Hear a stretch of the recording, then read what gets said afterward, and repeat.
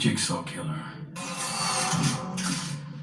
The setting of the story was something that we came up with out of necessity. You know, we wanted to make a film that was very low budget and that we could just keep a very small cast and just keep it very contained. At that time, we were really kicking around ideas for a horror film, and we'd come up with the idea of a film set mostly in this bathroom with two people chained up. So that was the inspiration behind the setting of the Soul story. But the inspiration behind Jigsaw, not a lot of people know this, was inspired by an actual news story that I heard a long time ago when I was back in college. I remember going over to James's house and him telling me that story, that he had seen this news report about a strange guy who breaks into people's houses and instead of stealing a video player, sneaks into the bedrooms of your children and tickles their feet. And I remember him telling me how creeped out he was by that. It was the creepiest thing I'd ever heard. And at the age of 17, living on my own without my family around me, I was so frightened.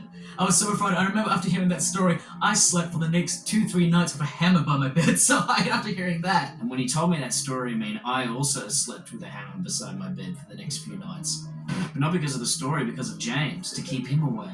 I think, and then a couple of days later, they caught him, and he didn't actually say much. When they caught him, he was just pretty quiet. He didn't seem like a bad guy. He was just a really quiet, reclusive guy.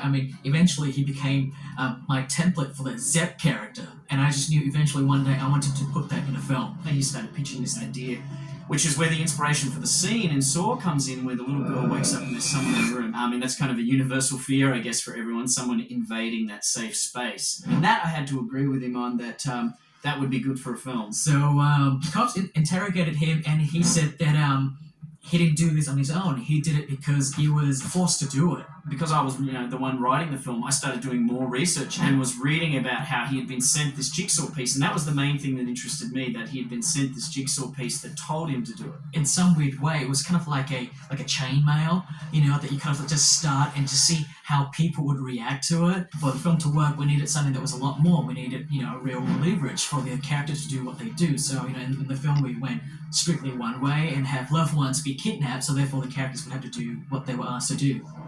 I think that's my son.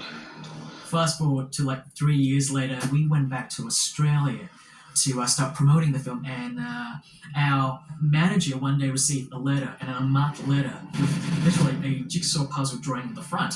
Naturally, our manager just thought it was maybe, just the fan sending something in to us, and, they opened it up and they read it, and basically it was a letter that said, Dear friends, which was weird. It almost looked like a child had written it, but it said, I liked the film, haha, I like to see my work on screen. The actor playing me was very good. I have dark hair though, without punctuation, just all written. I have dark hair, hope to see more on screen, should ask for some money, haha, your friend. So it was just creepy to receive that letter, and to this day I still sleep with a hammer beside my bed.